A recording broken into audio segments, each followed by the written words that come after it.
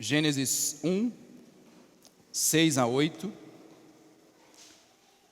O título da nossa exposição de hoje é No princípio, céu. No princípio, céu. Lembrando que nós estamos numa série de exposições no livro de Gênesis, e o título geral da série é No princípio, Deus, e eu com isso. No princípio, Deus, e eu com isso. Então, vamos à nossa leitura de hoje. Gênesis 1, 6 a 8. Então Deus disse: haja um espaço entre as águas para separar as águas dos céus das águas da terra. E assim aconteceu. Deus criou um espaço para separar as águas da terra das águas dos céus. Deus chamou o espaço de céu, e a noite passou e veio a manhã, encerrando o segundo dia. Pai amado, estamos diante da sua palavra, infalível, inspirada e inerrante. Por ela a sua igreja é exortada, consolada, edificada e santificada. Eu te peço, Senhor, que me guie pelo seu Espírito, o Espírito de Cristo que em mim habita, segundo diz a sua palavra. Me conduz na exposição de hoje, ó Deus, pelo seu Espírito, que eu não confie em mais nada senão em Cristo e no Espírito Santo do Senhor. Me conduz, Senhor, me ilumine, me direcione, me dirija, Senhor, para a glória e louvor de Cristo. Mas também, ó Deus, fala aos corações dos irmãos através da sua palavra nesta manhã, para que eles sejam edificados, exortados, consolados e santificados por meio da palavra poderosa do Senhor. É o que eu te peço para a glória de Cristo, nosso Senhor e Mestre. Amém. Pode se assentar, meus irmãos. Eu quero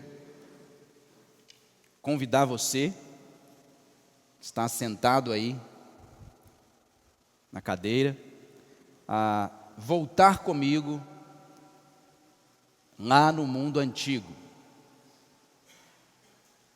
quando o texto de Gênesis foi escrito. Então imagine aí que nós agora pegamos um ônibus do tempo e voltamos lá para os tempos antigos. Cada um de nós está lá agora nesse momento. E aí imagine que você está deitado debaixo de uma árvore. Creio que naquela época dava tempo para isso, né? Depois do almoço. Está ali tirando um cochilinho, lá no mundo antigo, deitado debaixo daquela árvore, numa grande sombra. E de repente, depois assim do cochilo, você se desperta e se pega olhando para o céu. E aí você vê lá em cima aquele céu azul, lindo. Você começa a contemplar as nuvens passando lá em cima. Você sente um vento te refrescando. E aí, diante de tudo isso, você começa a se fazer algumas perguntas. Por exemplo, o que é isso? O que existe lá em cima?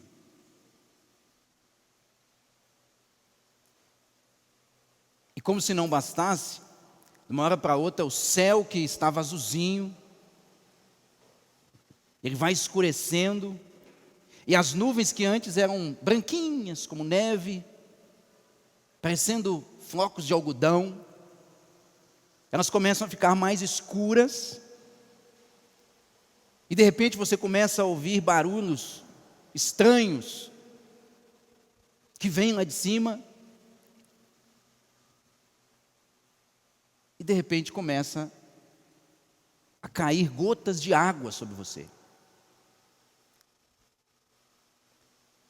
Você começa a se perguntar assim: Como que essas águas estão caindo de lá?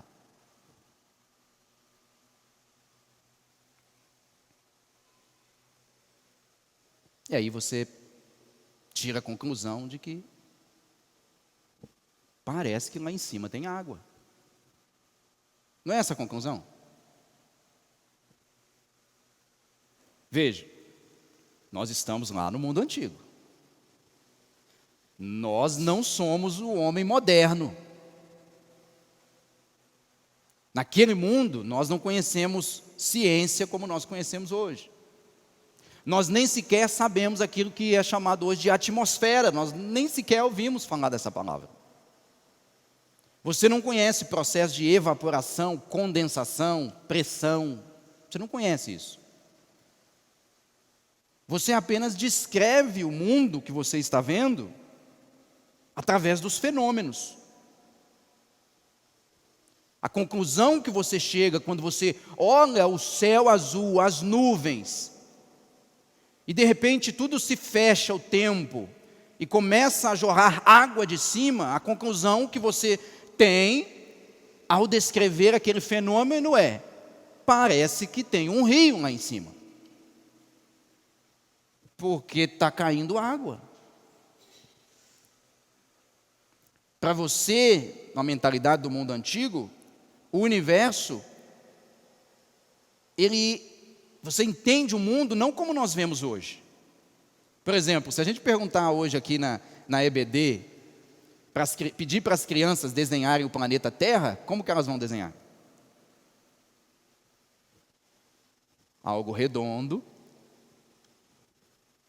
Algumas partes eles vão pintar de azul, que é as águas. Outras eles vão pintar de marrom, talvez, para dizer que é a terra. Mas essa é a visão de mundo dos nossos tempos. O homem antigo, ele não tinha telescópio. Ele nunca tinha ido para o espaço. Ele simplesmente olha e descreve o que ele vê a partir dos fenômenos que ele observa. Né? E é interessante que no mundo antigo, como que as pessoas entendiam o planeta Terra? Para uma mentalidade do povo hebreu, ou na mentalidade do povo hebreu, a Terra estava dividida em camadas. Você tinha o céu, que era aquela parte de cima. Acima do céu, eles entendiam que havia um grande rio que corria águas. Daí que eles identificavam quando estava chovendo, eram as águas de cima caindo. No meio, a camada do meio era a terra. E abaixo da terra era o abismo, que os antigos chamavam de Sheol, o mundo dos mortos. Essa era a visão de mundo naquela época. Diferente do nosso tempo, como eu falei, hoje nós temos satélites, meteorologia, física, química. E pelo fato de nós termos acesso a isso, a uma explicação científica de alguns fenômenos, nós talvez não perguntemos mais do modo como aquele homem antigo perguntava. Então agora sim vamos voltar para os dias de hoje. Voltemos então do mundo antigo. Mas apesar, meus irmãos, de nós não fazermos mais essas mesmas perguntas como eles faziam, no fundo, nós ainda continuamos buscando respostas para o que o homem antigo buscava. Por exemplo, de onde vem tudo isso? Quem criou o céu azul do dia?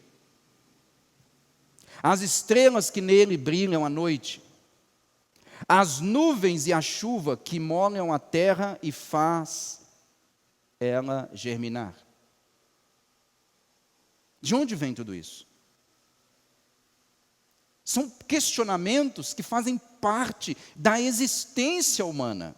Ou seja, por que existe algo ao invés de nada?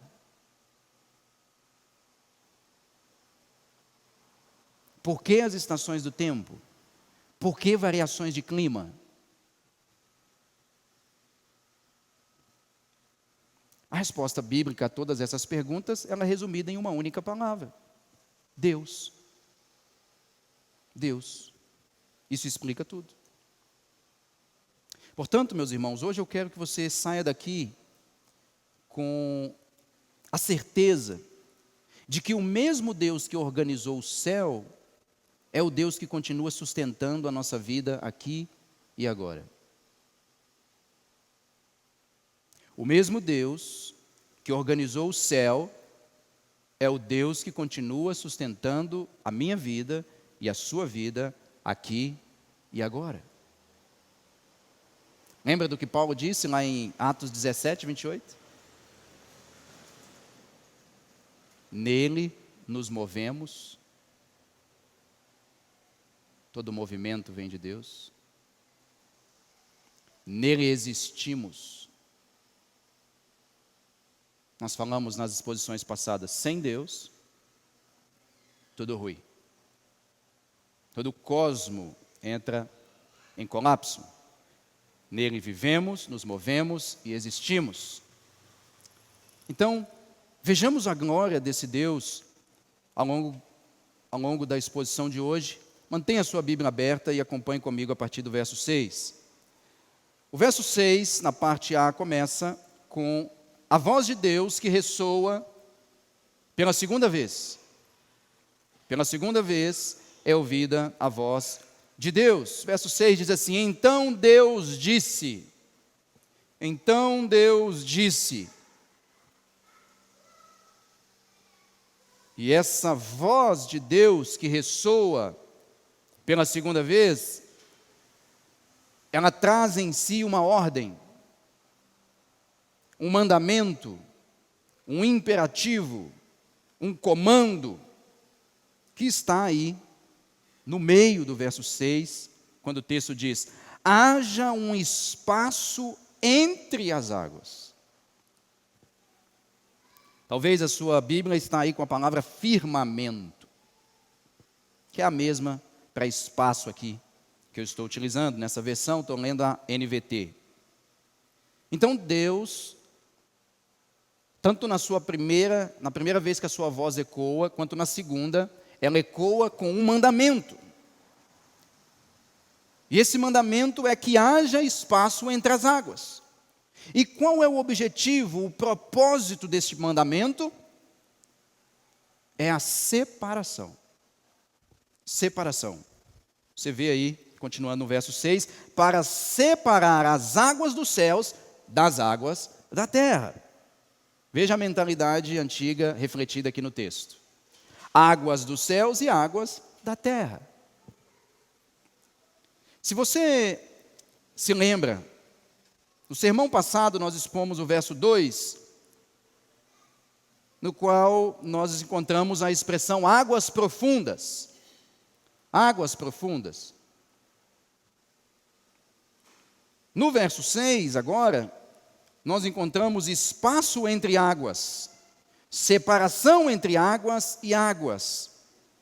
Assim como Deus, no sermão anterior, no seu primeiro ato criativo, no primeiro dia, ele faz separação entre luz e trevas. No segundo dia, ele faz separação entre águas e águas.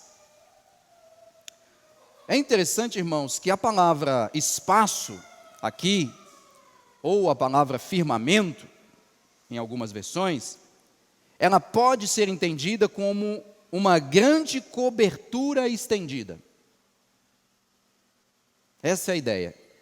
É como se o texto dissesse que Deus estendeu um grande tapete lá em cima. Isso é o que o texto chama de céu. O firmamento, ele é como um cobertor invisível colocado por Deus ao redor do planeta. Essa é a ideia de firmamento aqui. De uma forma didática, nós poderíamos dizer que Gênesis está afirmando que Deus é o criador do que chamamos hoje de atmosfera. Atmosfera. Pastor, o que é atmosfera? A atmosfera, em termos bem simples, é um grande manto invisível que envolve a Terra. Nós não conseguimos ver a atmosfera, porque ela é invisível, mas está lá. Sem a atmosfera, seria impossível existir vida no planeta Terra. Impossível. Então percebam que Deus, no segundo dia, Ele está estabelecendo mais um passo para que seja possível a existência de vida nesse planeta. Sem a atmosfera, é impossível respirar. Porque a atmosfera carrega alguns gases, entre eles o oxigênio. Em sua grande maioria, a atmosfera é formada por oxigênio, que é essencial para a vida. Então, sem a atmosfera, não haveria oxigênio disponíveis para seres humanos, para os animais, para todos os organismos vivos. Nesse sentido, sem atmosfera, a vida como nós conhecemos hoje deixaria de existir. Se em algum momento essa atmosfera, esse firmamento criado por Deus deixar de existir, a vida nesse planeta se torna impossível.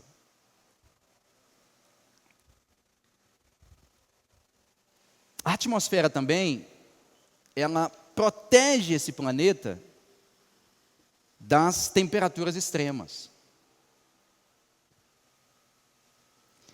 Sem a atmosfera, a Terra teria calor muito intenso durante a exposição solar, no dia, e ela teria frio extremo à noite. Ou seja, sem atmosfera, os dias seriam escaldantes, nós fritaríamos sem atmosfera durante o dia. E se ainda conseguíssemos sobreviver, nós congelaríamos durante a noite.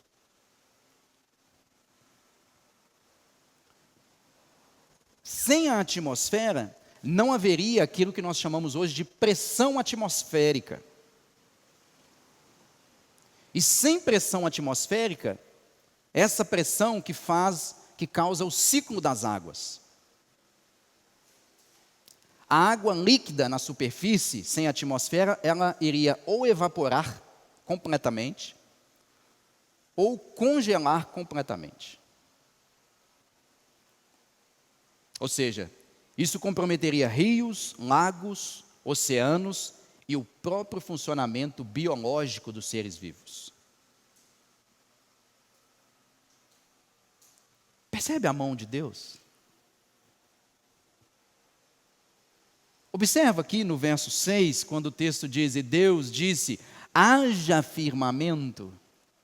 Observe como a graça de Deus é manifesta desde a criação do mundo sobre suas criaturas, nas coisas mais simples.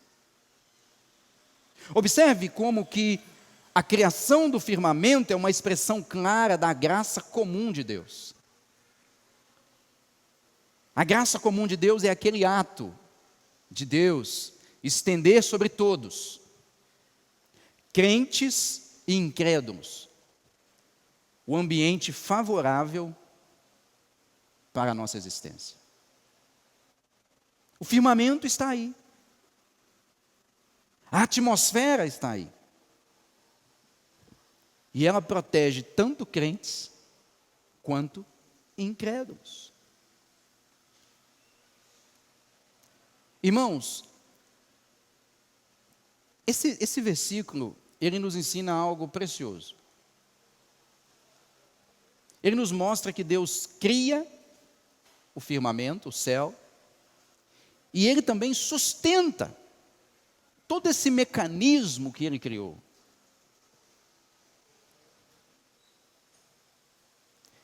E se Deus faz isso, se Deus cria esse firmamento e sustenta esse firmamento, a contínua sustentação da vida por Deus já é testemunho suficiente de sua bondade e senhorio.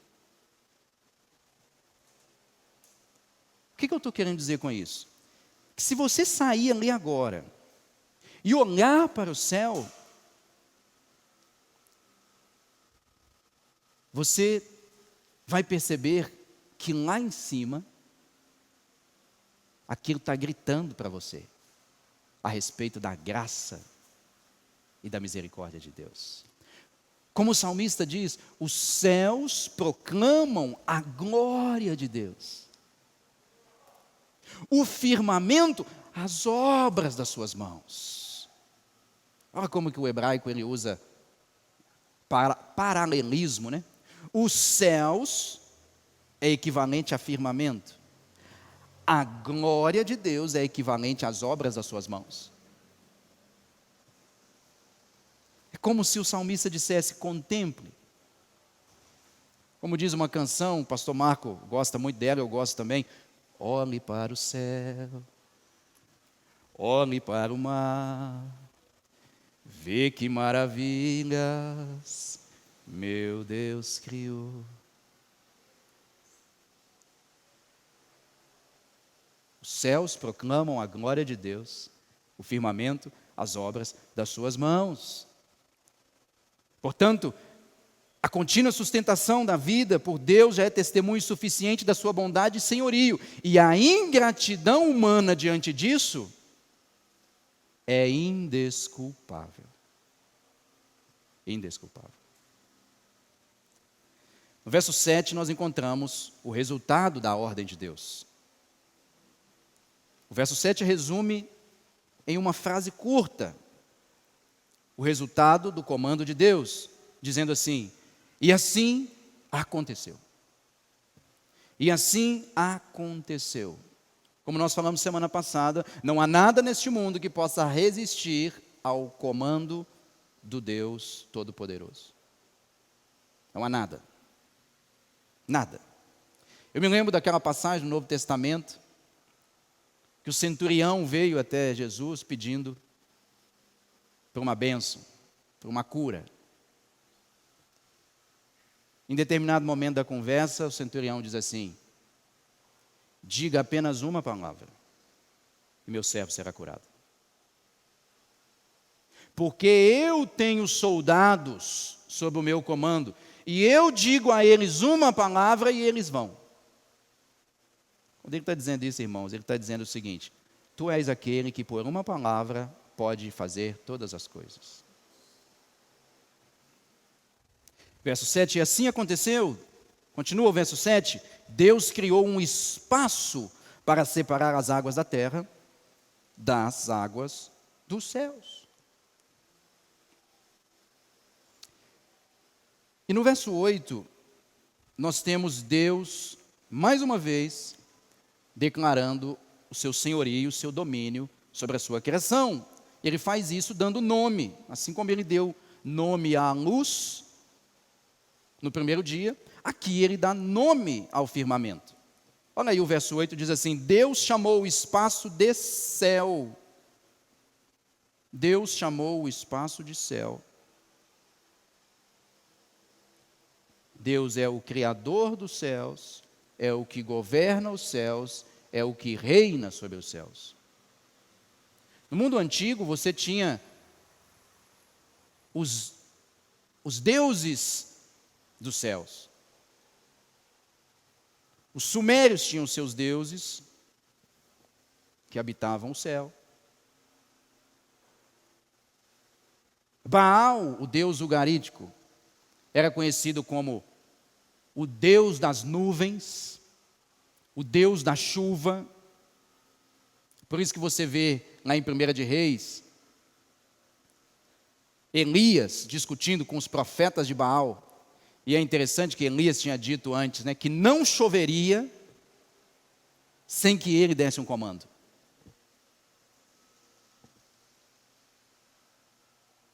Por que Elias disse isso com tamanha coragem e ousadia? Porque ele sabia que ele servia ao Deus que criou o firmamento.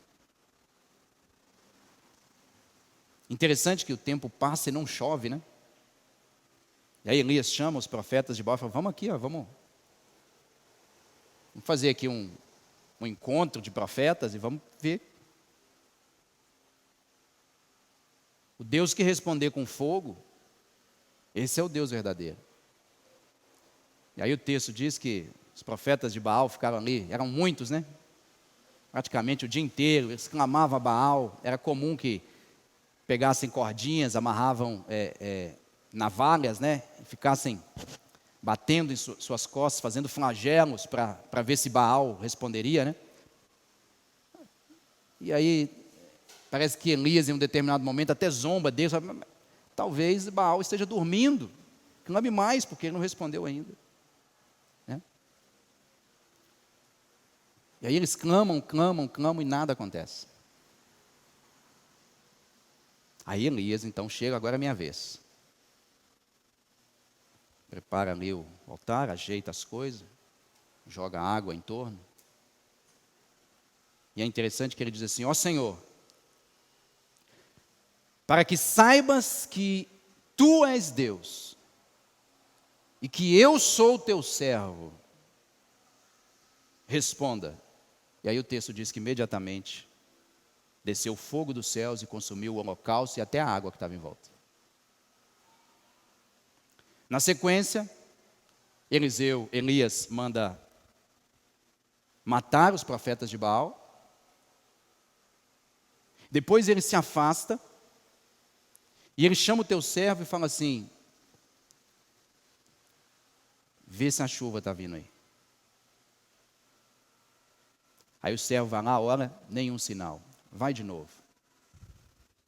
Aí o servo volta e fala assim: eu vejo uma pequena nuvem, do tamanho da mão de um homem, mas esse é o sinal que a sua chuva vai descer. Faz chover, abre as comportas dos céus. E aí na hora que ele vê uma pequena nuvenzinha, ele fala: agora você vai a Acabe, e fala para ele: corre Acabe, que agora a chuva vem. Porque ele sabia que servia ao Senhor, aquele que criou o firmamento, que governa os rios de cima e os rios de baixo. Esse é o Deus das Escrituras. E o texto termina dizendo: e passou a noite, e veio a manhã, encerrando o segundo dia. Irmãos, todas as leis e processos que regem o universo foram criadas por Deus no princípio e são sustentadas por Ele até então. As chuvas, os ventos, a transferência de gases que acontece na atmosfera. Uma coisa interessante da atmosfera que eu me lembrei aqui é que ela também protege o planeta Terra dos pequenos asteroides. Ela serve como um escudo.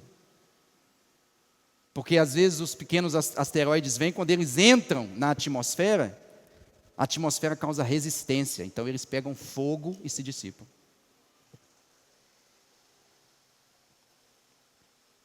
Deus separa, organiza, limita, nomeia e sustenta todas as coisas. E isso precisa acalmar nosso coraçãozinho. Precisa acalmar nosso coraçãozinho. É a doutrina da providência de Deus. Deus cria o mundo por si mesmo e também o preserva e governa somente por si mesmo. O mesmo Deus que criou é o mesmo Deus que sustenta. E Ele faz isso de uma maneira absoluta. É a providência divina. Diferente do que pensam os deístas com D de dado, eles aceitam que o universo foi criado por um Deus.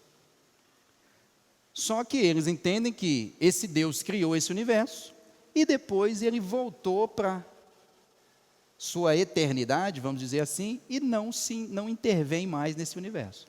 Ele criou as leis e agora o que governa esse universo são as leis que ele criou. Ou seja, está aqui. Deus criou, mas abandonou esse mundo. Ele não interfere. Diferente da visão teísta, com T de tatu, que está contida na visão bíblica, Deus criou, mas também intervém. Deus criou, mas também sustenta. Deus criou, mas também guarda. Deus criou, mas também preserva, por meio da sua providência. Você já parou para pensar, irmãos? Se não, pensa comigo aqui agora. Você já parou para pensar que o poder sustentador de Deus, ou melhor dizendo, que sem o poder sustentador de Deus, toda espécie de vida morreria pela simples ausência de oxigênio? Você sai pela manhã, trabalha o dia todo, volta, chega em casa, faz as suas atividades, janta, toma banho, e você fez tudo isso porque Deus está sustentando o firmamento para que haja oxigênio disponível em todo o ambiente para que você faça tudo isso. Aí você deita e dorme. E esse Deus mantém você, mesmo que dormindo, puxando o oxigênio, devolvendo gás carbônico. Inspira, expira, inspira, expira. Deus, por sua graça, está mantendo você ativo para sobreviver. Sem o céu, a atmosfera, como eu falei, nós congelaríamos à noite ou nos queimaríamos de dia.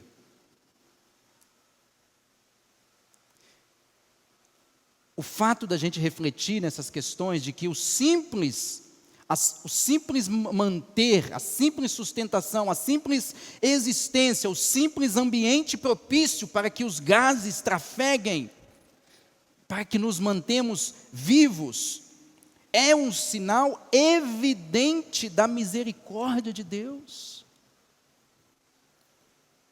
Como diz Lamentações de Jeremias, lá no capítulo 3, no verso 22 a 23, o amor do Senhor não tem fim.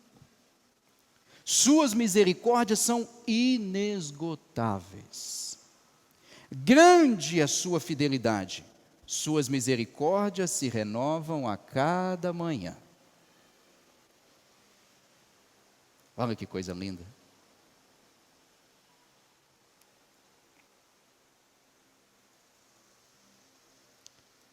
O Deus Criador,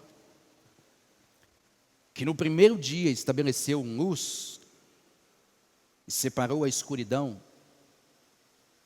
é o mesmo que estabeleceu e sustenta a atmosfera para que eu, você e todos os mais de 8 bilhões de seres humanos no mundo atualmente possam simplesmente existir. 8 bilhões de pessoas no mundo hoje, usufruindo da graça comum de Deus. Mas esta mesma multidão, em sua grande maioria, que usufrui da graça comum de Deus para simplesmente manter-se vivos, insistem em virar as costas para o Deus que as sustém. Não é uma incógnita a raça humana?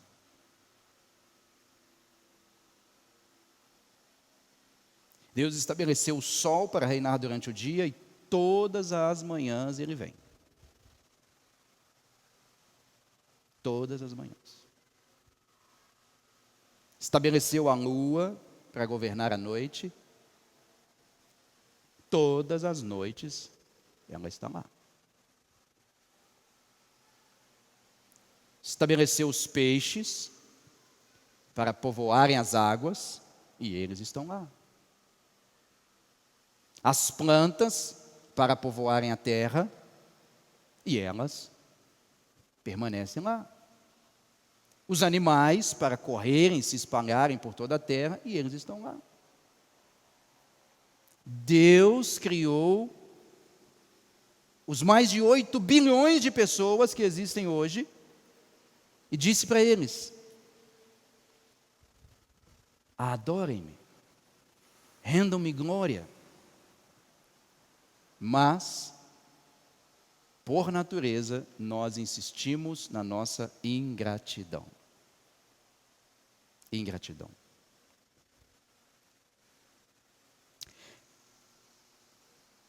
Esse Deus, irmãos, que criou tudo e sustenta tudo e todos, esse Deus que Gênesis nos apresenta como o soberano, aquele que reina absolutamente sobre tudo e todos, que sustenta a atmosfera para que nós possamos simplesmente existir, diante desse Deus, qual deveria ser a nossa resposta? A minha resposta, a sua resposta, deveria ser gratidão e reverência. Gratidão e reverência. Mas deixa eu te fazer algumas perguntas aqui. Quantas vezes você agradeceu a Deus pelo ar que respira? Quantas vezes? Lembra aí. Quantas vezes você agradeceu, Deus, obrigado pelo ar que eu respirei hoje. Sem Ele eu teria fracassado. Sem Ele meu corpo jaz ao pó. Obrigado, Senhor. Simplesmente pelo ar. Hoje eu quero agradecer ao Senhor só por isso. Obrigado por sua bondade. Quantas vezes você agradeceu a Deus pelo calor do sol que te aquece?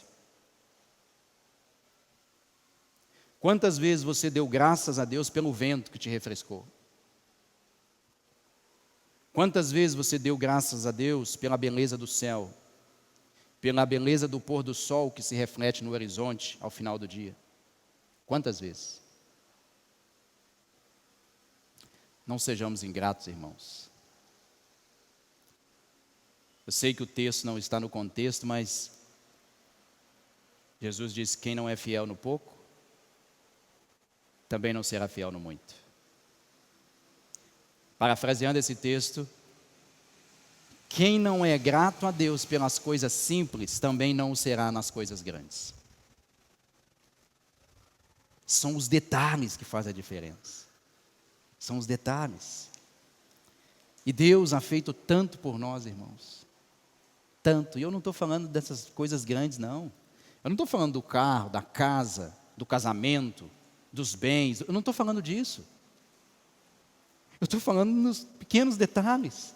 Como eu citei, o ar que respiramos, o sol que nos aquece, a brisa que nos refresca, o pôr do sol maravilhoso. Aquela praia que você foi desfrutar nas férias.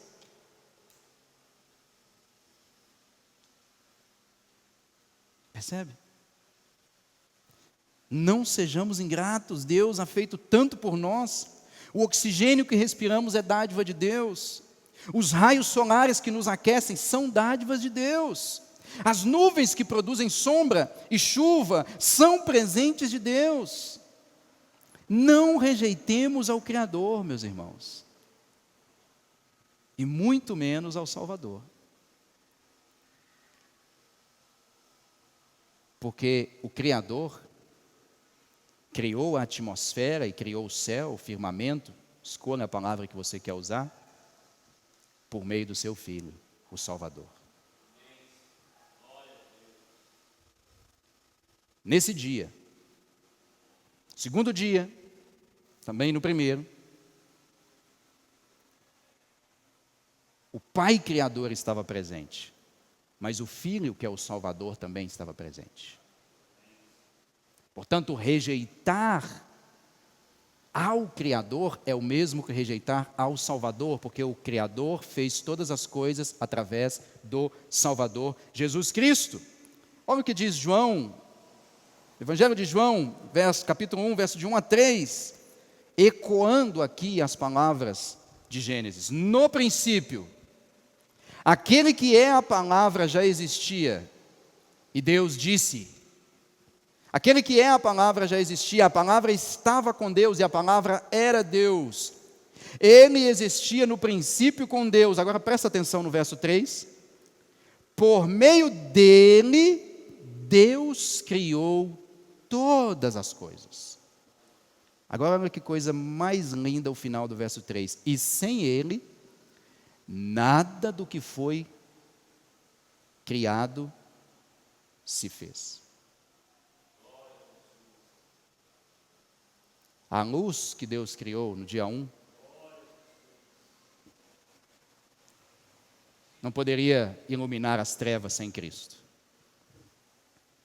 O firmamento criado no dia 2 não existiria sem Cristo. Sem Ele, nada do que foi feito se fez. Colossenses 1, de 15 a 17.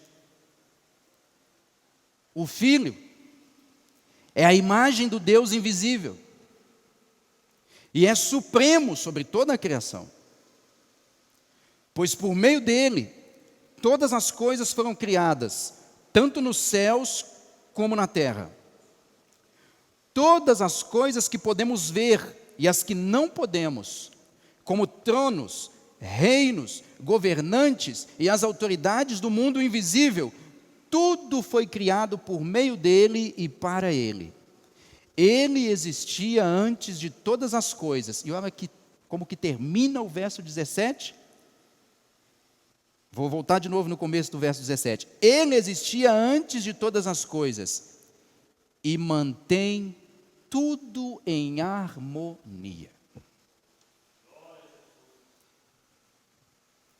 Como diz lá em Hebreus 1, o Filho é o que sustenta todas as coisas pela palavra do seu poder. Percebe? Sem Cristo, morte. Sem Cristo, sem firmamento. Sem firmamento, sem atmosfera. Sem atmosfera, sem condições de existência de vida nesse planeta. Portanto, sem Cristo, eu e você jamais teríamos existido.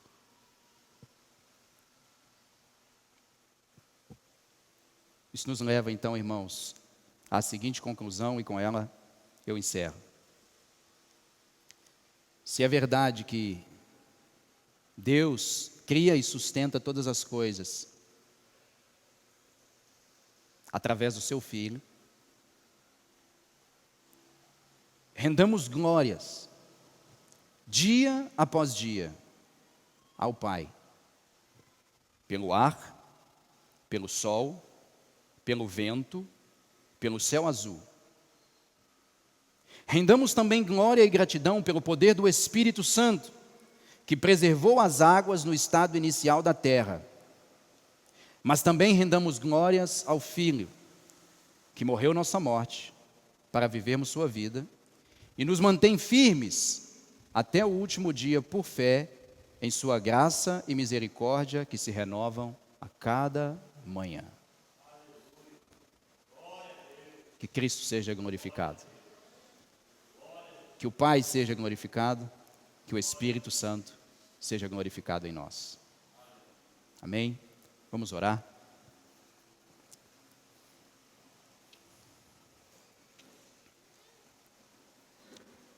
Na sequência, vamos participar da ceia do Senhor. Falamos bastante hoje sobre a ceia, na escola dominical. E creio que foi uma bênção. Vamos orar ao Senhor. Na sequência, participemos todos da ceia. Pai amado, muito obrigado por sua graça. Muito obrigado por sua palavra. Muito obrigado, Senhor, por nos revelar aqui nesse texto tão simples a grandeza da sua graça e da sua misericórdia. Tudo que existe, Senhor, veio a existir por meio da sua palavra, mas também, ó Deus, tudo que existe é sustentado pela sua palavra, pelo seu poder, ó Deus, de tal maneira, Senhor, que nós somos indesculpáveis, Senhor, se não formos gratos, se não expressarmos a nossa gratidão a Ti, Senhor, por tantas coisas que o Senhor tem feito por nós. Ó Deus, o ar que respiramos, a luz do sol que ilumina os nossos dias, ó Deus, ó Pai amado, tudo isso é dádiva do Senhor, é graça do Senhor. Não sejamos, portanto, ingratos, ó Deus. Nos perdoe, Senhor, se temos esquecido de Te agradecer pelas coisas simples. Nos perdoe, Senhor, se temos apenas focado naquilo que é grande, naquilo que de fato, ó Deus, faz diferença nas nossas vidas, mas nós nos esquecemos de que o mero fato de respirar, ó Deus, é essencial, porque se nós não respiramos, nós morremos. Portanto, tudo perde sentido. Se nós não tivermos disponível o ar para respirarmos, ó Deus, nada mais importa, porque não conseguiremos desfrutar de nada, Senhor, de casas, de bens, ó Deus, de mais nada, não faz sentido, Senhor. Nós possamos, ó Deus, aprender a agradecer ao Senhor pelas coisas mais simples que recebemos, pelas dádivas mais pequenas, ó Deus, que chegam até a nós por meio da sua graça e da sua misericórdia. Senhor, nos ajude, Pai. Nos ajude, Senhor. Nos faça, Senhor, descansar na sua providência. Nos faça, Senhor, descansar em Ti. Nos faça, Senhor, repousar tranquilos.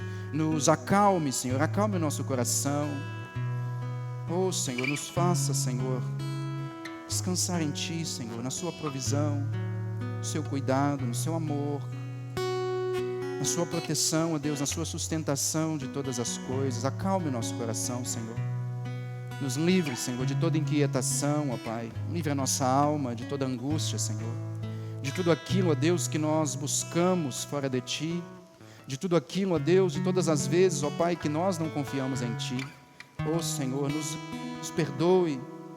Nos perdoe, Senhor, por não confiarmos em Ti, por não crermos, ó Deus, na Sua grandeza e na Sua majestade, na Sua glória. Nos ajude, Senhor, a estarmos, ó Deus, felizes e contentes com as coisas pequenas que o Senhor tem nos concedido, ó Pai. Nos ajude, Senhor, em nome de Cristo Jesus. Nos ajude, Senhor, eu Te peço em nome de Cristo Jesus, para a glória e louvor do Teu nome. Amém. E amém, Senhor.